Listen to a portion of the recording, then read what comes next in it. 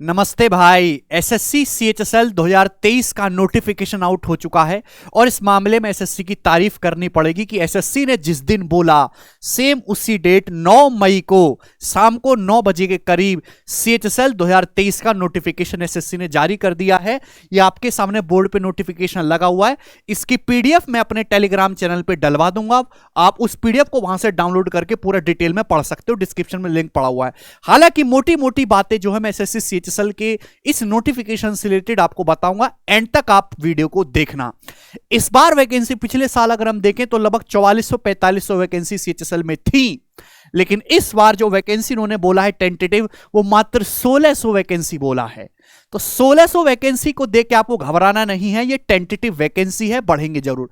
Actually इतनी कम tentative vacancy आने का कारण क्या है? सीएचएसएल में एक पोस्ट होती थी पोस्टल असिस्टेंट, जो सीएचएसएल से ट्रांसफर होकर अब सीजीएल में चली गई, और लास्ट ईयर जो उसकी वैकेंसी थी सीजीएल में वो 19,500 के समथिंग, यानी कि अप्रॉक्स 20,000 वैकेंसी थी पोस्टल असिस्टेंट की।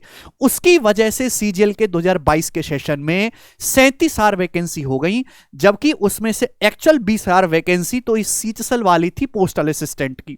मतलब अगर वो पोस्ट सीएचएसएल से सीजीएल में ट्रांसफर ना होती तो पिछले साल जो है सीएचएसएल में वैकेंसी होती लगभग 25,000 और सीजीएल में वैकेंसी होती 17 से 18,000। तो ये एक गेम खेला गया कि सीजीएल में वैकेंसी ज्यादा दिखाई जाए ग्रुप बी लेवल की, और गवर्नमेंट की जो है वाहवाही हो। खैर अच्छा प्रयास रहा ये उनका, और ऐसा हुआ भी। लेकिन अब पोस्टल असिस्टेंट की पोस्ट दोबारा तो सीएचएसएल में नहीं आने वाली, अब आगे फ्यूचर में वो सीजीएल के थ्रू उसमें भर्ती होंगी।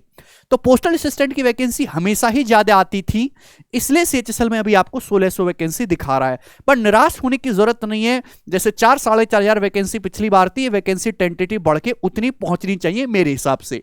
तो अगर मैं इसकी बात करूं, आज से एसएससी की वेबसाइट पर आप सीएचएसएल 2023 के फॉर्म भरने शुरू हो गए, आप फॉर्म भर सकते हैं। आज 9 मई है, तो 9 मई से लेके मेरे दोस्तों 8 जून तक, यानी कि पूरा एक महीने का टाइम है आपके पास सीएचएसएल का फॉर्म भरने का। 100 रुपए का ये फॉर्म है, ठीक है भाई, चलेगा। लास्ट डेट इसकी 8 जून है। ऑनलाइन पेमेंट की यहां पे डेट भी बताइए, वो उन्होंने 10 जून है मेरे दोस्तों। दूसरा कि dates of window for application form correction and online payment of correction charges, कि भाई आपकी फॉर्म में अगर कोई एरर हो जाती है तो आप उसको करेक्ट भी कर सकते हो, तो उसके लिए भी ये एक दिन की डेट देंगे 14-15 को। टीयर 1 का जो एग्जाम शेड्यूल है वो अगस्त 2023 में है, और ये अगस्त के स्टार्टिंग में ही इस पेपर को करवा लेंगे। टीयर 2 पहले क्या होता था, सीएचएसएल में टीयर 1 होता था, उसके बाद आपका सिंपल डिस्क्रिप्टिव होता था, उसके बाद आपका टाइपिंग टेस्ट वगैरह हुआ और आपका डीवी खत्म हो गया पूरा प्रोसेस।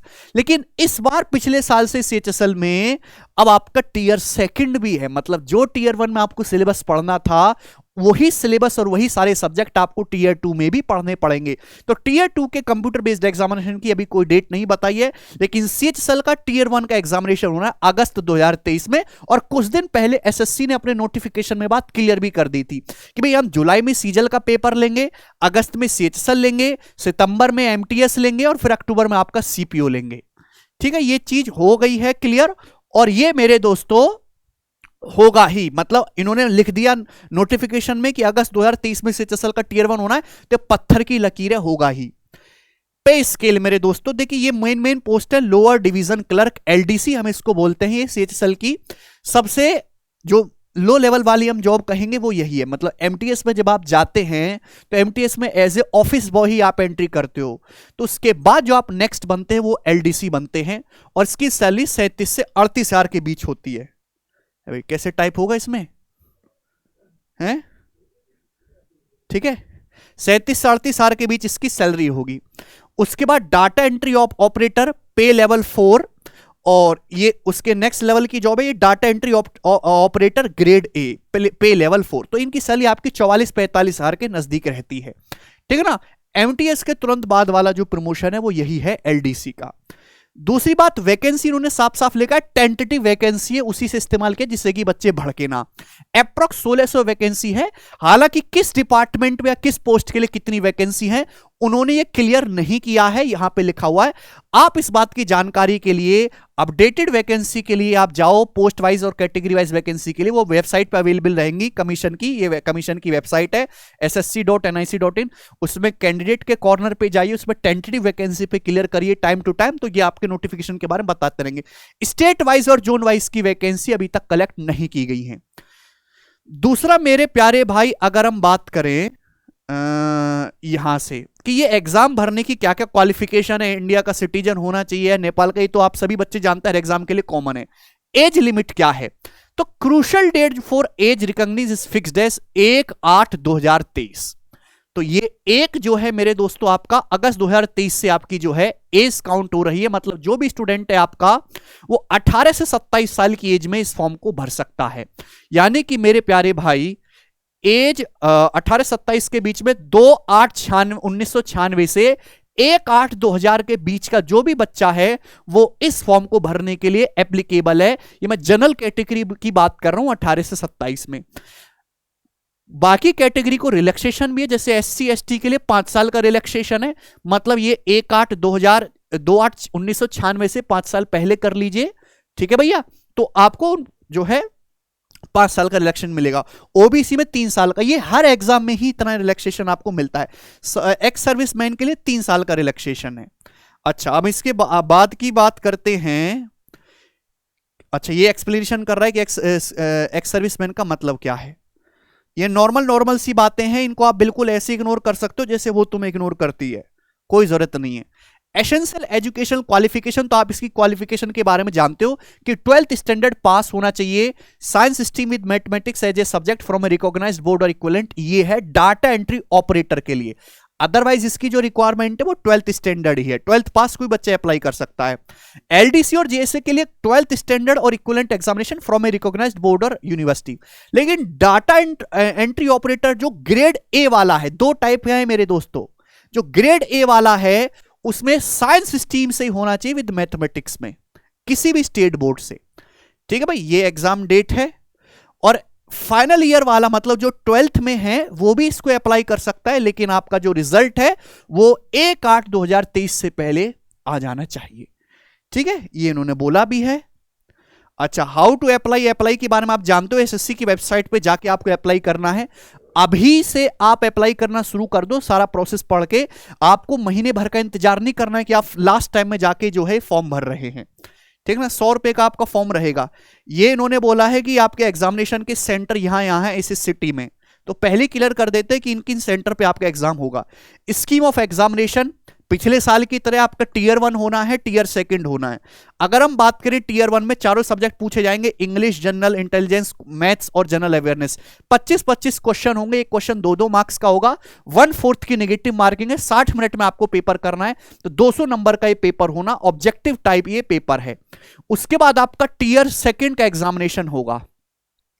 टीयर 2 में मेरे दोस्तों जैसे आपके सीजल के मेंस में है ना, वैसे यहां पे भी 2 सेक्शन बना दिए, बस थोड़ा सा वेटेज का फर्क है। तो टीयर 2 में आपका सेशन फर्स्ट जो कि 2 घंटे 15 मिनट का रहेगा। सेशन फर्स्ट में 2 सेक्शन बनाए, section first, section 2। Section first में मैथमेटिक्स है और रीजनिंग है, 30-30 सवाल होंगे, लेकिन मेंस का एक सवाल 3 मार्क्स का है, जबकि प्री का जो टीयर 1 का एक क्वेश्चन 2 मार्क्स का है। तो टोटल 180 हो गया, 1 घंटा दिया जाएगा ईच सेक्शन के लिए। सेक्शन 2 में इंग्लिश के 40 क्वेश्चन हैं और जनरल अवेयरनेस के 20 क्वेश्चन हैं। वहीं सीजल के मेंस में इंग्लिश के 45 सवाल हैं और जीएस के 25 सवाल हैं, तो टोटल 70 क्वेश्चन है। तो यहां भी आपके 60 क्वेश्चन होंगे, हर क्वेश्चन 3 मार्क्स का होगा, 180। नेगेटिव मार्किंग यहां पे 1 मार्क्स की रहेगी, यानी कि एक सवाल ठीक करने के 3 नंबर मिलेंगे, एक सवाल आप गलत करोगे तो 1 मार्क्स कट दिया जाएगा। अनअटेम्प्टेड के लिए कोई दिक्कत नहीं है। उसके बाद सेक्शन 3 है कंप्यूटर नॉलेज मॉड्यूल। ये वैसे तो क्वालिफाइंग नेचर का है, बट ये पास करना कंपलसरी। अगर आप कंप्यूटर में फेल होगे तो आपकी सारी मेहनत पे पानी फिर जाता है। 15 क्वेश्चन इसके होंगे और हर क्वेश्चन 3 मार्क्स का होगा, 45 का। आज इस कंप्यूटर जो है नॉलेज मॉड्यूल को लेके एक फेक नोटिस भी वायरल हुआ था, तो मैंने सोचा कि वो नोटिस ठीक है, मैंने वीडियो भी बना दी थी, पर वो नोटिस फेक है।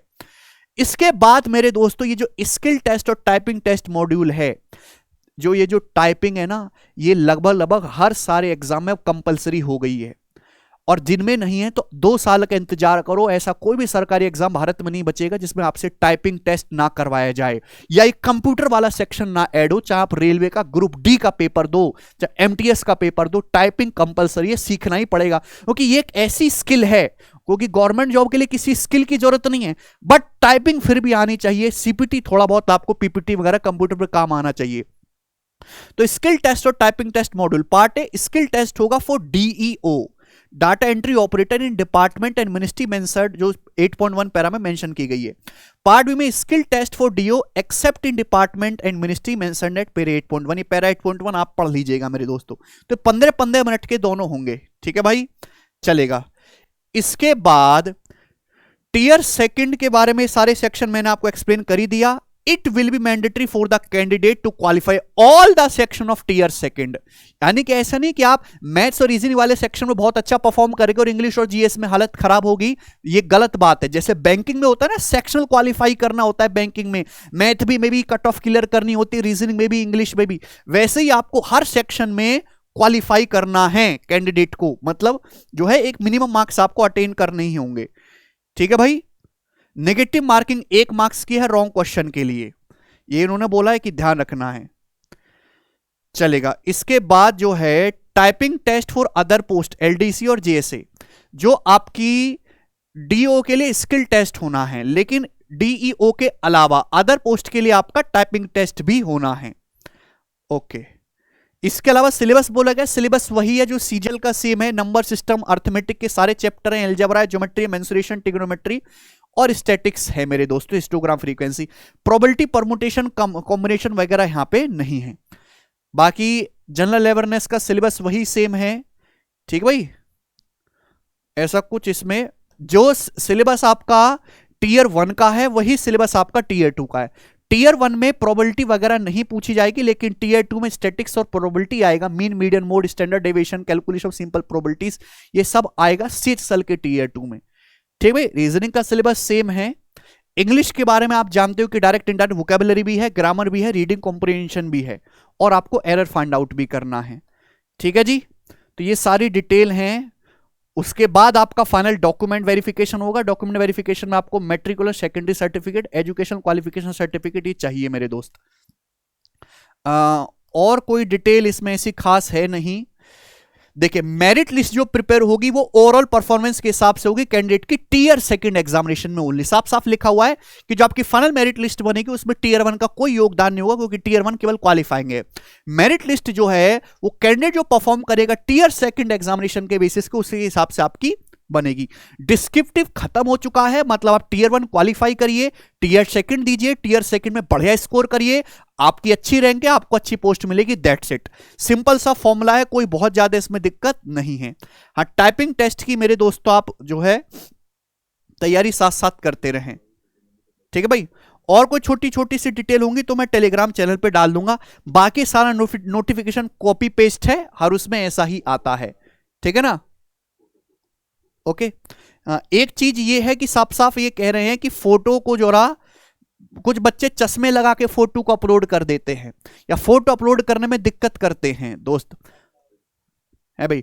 तो फोटोज को ढंग से पढ़ें, भरें मेरे दोस्तों, मतलब आपका फोटो एकदम क्लियर होना चाहिए, बहुत पुराना फोटो नहीं होना चाहिए, ठीक है। फोटो और सिग्नेचर दोनों ही। तो इन्होंने एक परफॉर्मा भी दिया है, ठीक है जी, कि आपको फोटो कैसे अपलोड करना है, जैसे ये, ठीक है ना, इस टाइप का फोटो है, ये ब्लर दिख रहा है, एक्स्ट्रा कलर है, टू क्लोज है, ये हेड बैट लगा के स्टाइल में फोटो दे रहे हैं, चश्मा लगा के, ये सब कुछ नहीं करना है मेरे दोस्तों, ठीक है ना। ऐसा फोटो नहीं करना है, टू स्मॉल दिख ही नहीं रहे हैं, टू डार्क भी नहीं है, फेसिंग साइड में ऐसे हो रहा है, तो बढ़िया से आप फोटो खींचिएगा। इसमें सारे फोटो बेकार हैं, एक्सेप्टेबल नहीं है। तो मैं आपको सैंपल दिखाऊं, जैसे ही बोल रहे हैं कि दिस फोटो इज गुड, बच्चा साफ साफ दिख रहा है, पता नहीं एसएससी के चेयरमैन साहब का ही लड़का लग रहा है मुझे, तो ये तो उन्हीं का फोटो डाला है, और ठीक है भाई, ये अलग चीज है, ठीक है ना, ये बाकी कॉपी पेस्ट ही है।